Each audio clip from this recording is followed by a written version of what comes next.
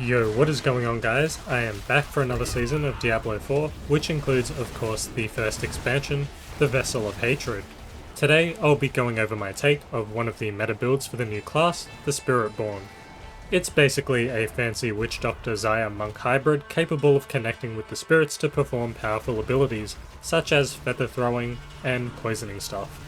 Amazing. As most of you are probably playing the Spiritborn, as you can see from this totally real non-fake statistical graph of the player base, I hope that this video and the upcoming ones will give you some idea of what the class is all about and what's good in the current meta.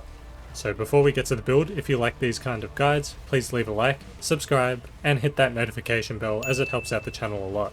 And don't forget to leave a comment down below with your favourite Spiritborn build. This is going to be my take on a Quill Volley build, which is relatively easily attainable as you can farm all of the gear decently quickly in Torment 1. Once that's sorted, you can go ahead and do those pits and hordes to get your glyphs and Paragon levels up, then you'll be well on your way to slaughtering in Torment 4. This standard version of the build doesn't require any mythics, and is capable of doing all endgame content smoothly, besides the super high tier pits. So let's start with the skill tree. In our basic skills, we're just taking Thrash and Enhanced Thrash. We're not really going to be using those at all. In our core skills, we're going to be taking 5 into Quill Volley, and go for Advantageous Quill Volley. We're going to take 2 into Vigorous, and 3 into Balance Exertion.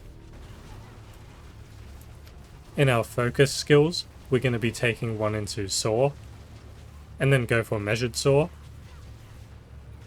Then we're going to take 1 into Focal Point, 3 into Apex, 1 into Mirage, and 3 into Unrestrained Power. We're also going to take 1 into Ravager, and Measured Ravager.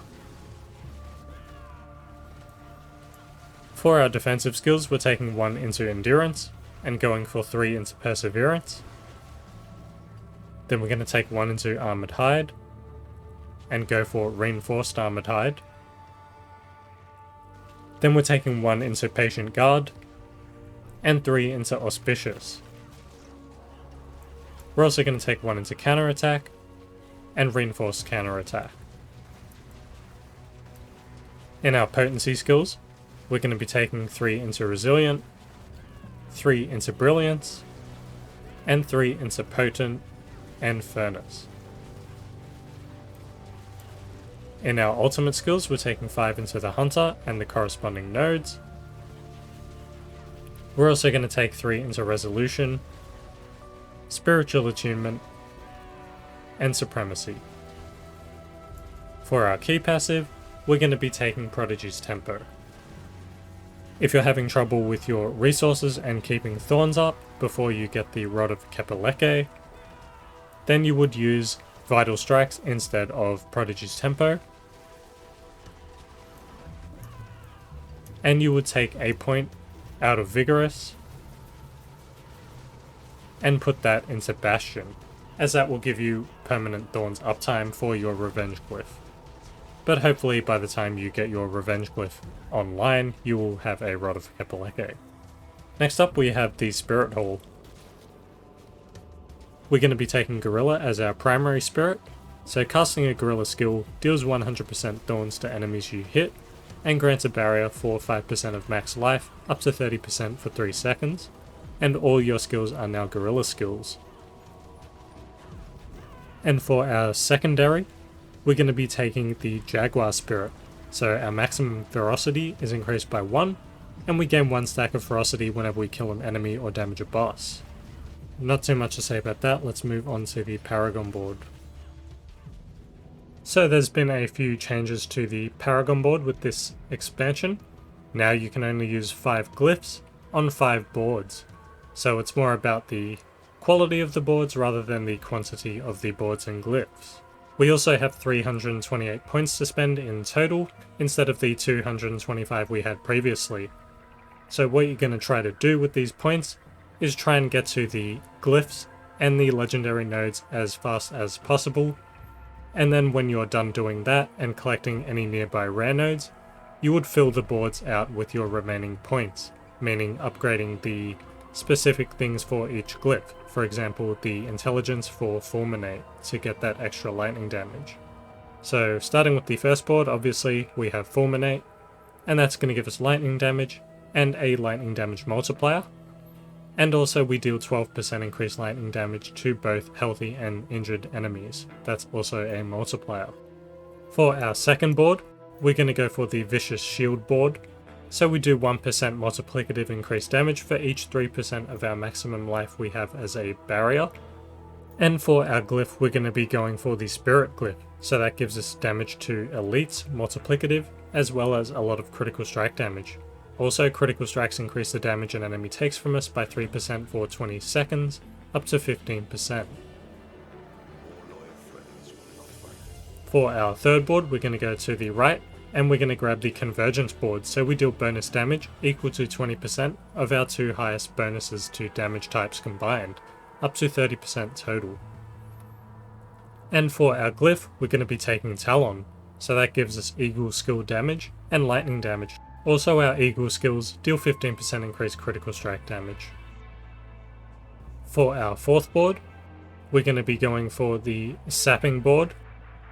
So when we cast 3 Gorilla, Jaguar, Eagle or Centipede skills with the same spirit in a row, we restore 15% of our Vigor and deal 30% increased damage for 5 seconds. And for the glyph, as you saw, we're going to be taking the Revenge glyph. That gives us some extra damage and a damage multiplier. Also, dealing Thorns damage to an enemy increases all damage it takes from us by 1% up to 15% for 10 seconds. For our fifth and final board, we're going to go up from here, and we're going to go for the Revealing board. So on Lucky Hit, we have up to a 30% chance to knock down vulnerable enemies, and also we deal 30% increased multiplicative damage to crowd-controlled enemies.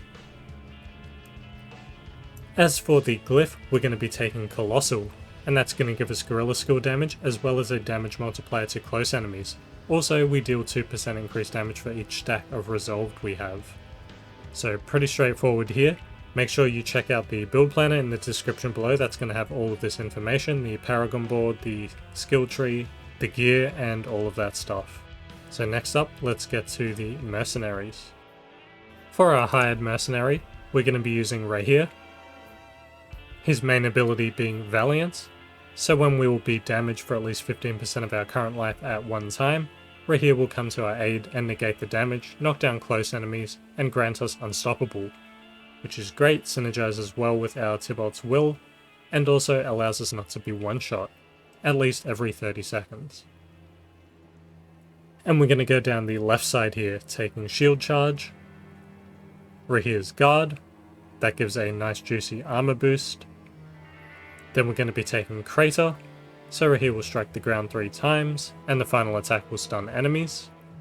And then we're going to take Iron Wolf's Call, so when Valiance is triggered, our next 4 core skills within 10 seconds deals an additional 25% increased damage, multiplicative, and costs no resource, and also it reduces the cooldown of his Valiance by 25%.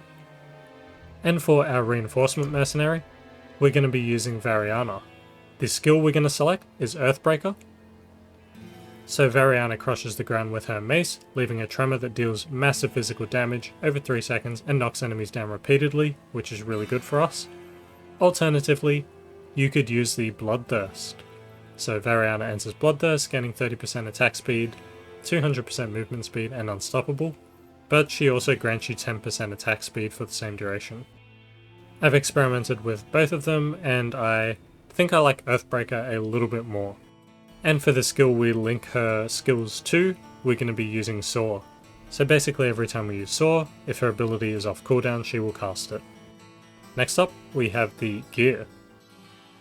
So for the gear, as usual, on the left I will list the affixes and the tempering you would want to get on your item. So starting with the Helm, we're going to go for the Harmony of Ebewaka. That's going to give us all stats, movement speed, damage reduction, ranks to velocity, and a killer unique aspect. So according to our secondary Spirit Hall choice, in our case Jaguar, our skills are all additionally Jaguar, Eagle, Gorilla, or Centipede. So as I mentioned, ours will be Jaguar. Also, your skills deal 10 to 30% increased damage per spirit type they have. So with Jaguar on our secondary and Gorilla on our first, our Quill Volley will have 3, Eagle, Gorilla, and Jaguar. And you would want to masterwork the damage reduction on this item.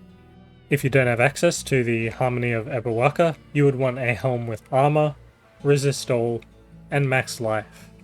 And you would temper that with ranks into Resilient and Ravager kill duration.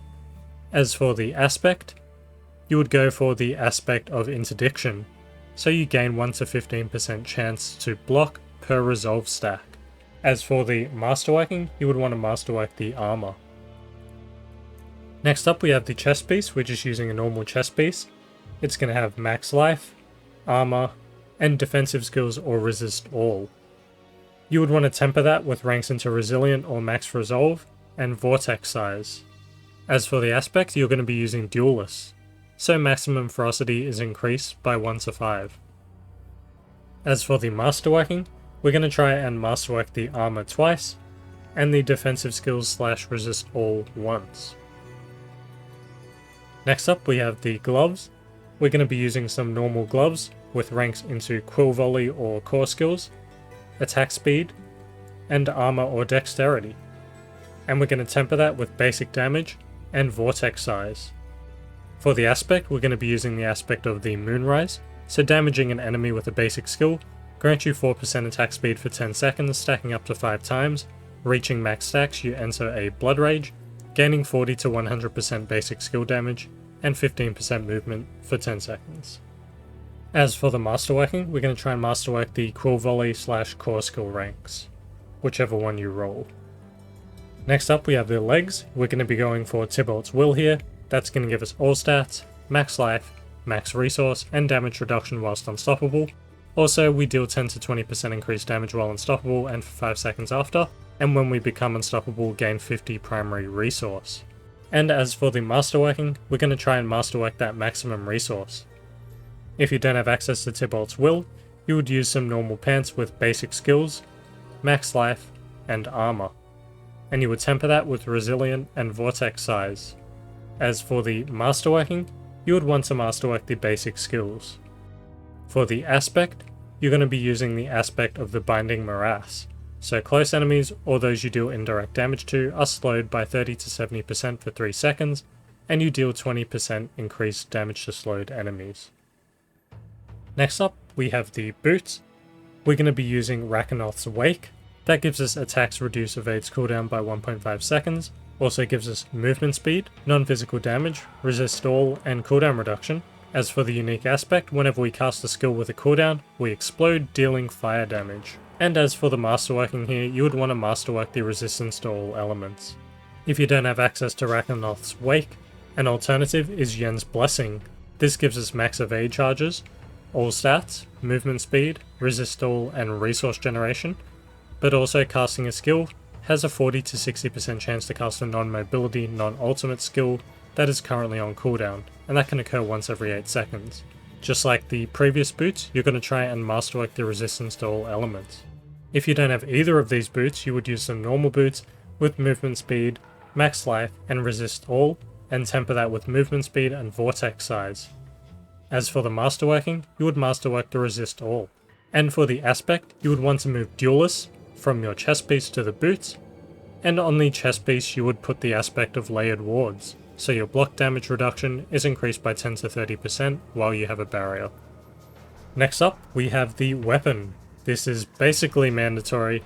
It is the Rod of Kepeleke. So this gives us maximum resource, critical strike damage, chance for core skills to hit twice, and ranks into velocity. And also it has an awesome unique aspect. So your core skills are now additionally basic skills and free to cast, so that solves all of your vigor problems, but they will deal up to 30% reduced damage based on their vigor cost. So when cast at maximum vigor, your core skills will consume all vigor to return to full damage, cast at their largest size, and become guaranteed crits with 1 to 3% increased critical strike damage for each point of vigor spent this way, which is why you want that maximum vigor. So really good item here. Probably wouldn't recommend doing this build in higher tiers without this item. As for the masterworking, you would want to masterwork the maximum resource. I'll get back to an alternative on the weapon at the end. Next up we have the Amulet. We're going to be using a normal Amulet with total armor percentage, ranks into potent, and dexterity percent, and we want to temper that with basic damage and resilient. As for the masterworking, you would want to masterwork that total armor percent. If you've got way excess armor, then you would want to masterwork some into the potent as well. As for the aspect, we're going to be using the redirected force aspect, so we gain increased critical strike damage equal to 45 to 105% of our block chance, and blocking doubles this bonus for 10 seconds. Next up we have the rings. For our first ring we're going to be going with the Ring of the Midnight Sun. This is quite an easy ring to get, you just have to run a few Griegs and you'll probably get some. It gives us dexterity, critical strike damage, cooldown reduction, and ranks into Mirage. Also, when we critically strike, we regain 20 to 50% of the vigor we've spent in the last 2 seconds, and we also gain counterattack's passive effect. For the masterworking, we want to try and masterwork the cooldown reduction. For our second ring, we're going to be using a normal ring with dexterity, max life and attack speed. We're going to temper that with resource generation and basic damage, and we want to try and masterwork the attack speed. For the aspect, we're going to be using unyielding hits, so casting a gorilla skill increases our weapon damage by 10 to 30% of our armor for 3 seconds, for a maximum of 1500 bonus weapon damage. Now if you don't have access to the Ring of the Midnight Sun, you would use a duplicate of this ring, and for the aspect, you would use Conceited, so you deal 10 to 30% increased damage while you have a barrier active. So now for the gems and the runes.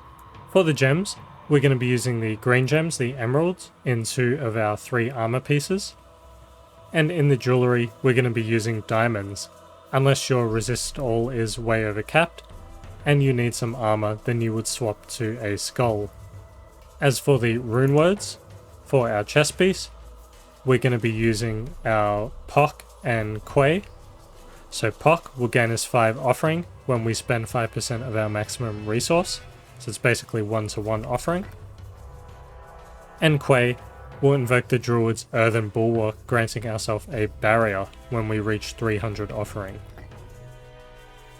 And for our weapon, we're going to be using Zol. So we gain 150 offering when we invoke a skill from another class, which is the Earthen Bulwark we just mentioned. And Cry, when we get 300 offering, we invoke the Spiritborn's Vortex, dealing damage and pulling in enemies. So we have Pock Quay on the chest piece, and Zol Cry on the weapon. Now, as I mentioned before, if you don't have access to a Rod of Kepeleke, there's a few changes you need to make. Firstly, you would want to use a 2-handed weapon with dexterity, vulnerable damage and max life. Temper that with Quill Volley cast twice, and eagle damage, and you would want to masterwork the Quill Volley casting twice. As for the aspect, you'd want to take the aspect of unyielding hits and put that on your weapon, and you would want to put the rebounding aspect on the ring. So Quill Volley's feathers will explode their apex and return to where they were cast, both dealing 35 to 55% of their normal damage. Also, anything that says basic damage, you would want to swap to eagle damage, as if you don't have the Rod of Kepeleke, your core skills are no longer basic skills. And if you have basic skills on your pants, then you would want to swap that for resist all. And also, you want to use a different aspect than the aspect of the Moonrise, so preferably another damaging aspect. For example, the aspect of Inner Calm, so you'll deal 5 to 13% increased damage, triple this bonus after standing still for 3 seconds. Basically just another free damage multiplier. And one final thing, if you're not using Tibault's Will, then you might want to consider swapping out Soar for Scourge, and go for adaptable Scourge. And if that is the case, then you might also use the aspect of Apprehension. So once an enemy is slowed by at least 80%, they also become feared for 3 seconds, and you deal 20 to 40% increased damage to feared enemies. And you can bypass the slowing aspect by using Scourge, as that will just immediately fear all enemies around you, allowing you to deal that bonus multiplicative damage. So yeah, quite a few changes if you don't have the Rod of Kepeleke, but you definitely want to get your hands on one of these as soon as possible, as it makes everything a whole lot easier. But that pretty much wraps up the build. Thanks a lot for watching. Don't forget all of this will be in the build planner in the description below, so it'll be potentially easier to follow along for you in there. If you liked the video, please hit that thumbs up, subscribe, and hit that notification bell as it really helps out a lot. And don't forget to leave a comment down below of what your favourite Spiritborn build is this season so far, or any other thoughts you have on the expansion. So now I'll leave you with some more Spiritborn Quill hunting. Hope to see you in the next video. Bye!